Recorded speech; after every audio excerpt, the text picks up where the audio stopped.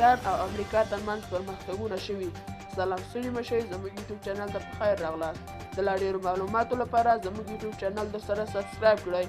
د ایران او امریکا ترمنځ مذاکراتو کې د پاموړ پرمختګ شوی دی. د اټومي انرژۍ د نړیوالې ادارې یوې سرچینې رسنیو ته ویلي چې د ایران او امریکا ترمنځ د توافق احتمال شته دی او ښایي په راتلونکو ورځو کې به دا مسله رسنیزه شي. ایران او امریکا تر اوسه په دې اړه رسنیو ته څه نه دي ویلي، خو ایراني رسنۍ وایي چې ایران د نتنیک په اټومي بټیو کې تازه سنټرفیوژونه فعال کړي دي او د یورانیمو د تولید پروسه یې ګړندۍ کړې ده. د ایران د بهرنیو چارو وزیر هم ویلي دي چې د دوی د هوکړې متن باید تر دې هم قوي شي او ایران باید ډېر څه ترلاسه کړي. دا اوس زموږ د دې وخت خبرونه، تر بیا هم ښې چارې.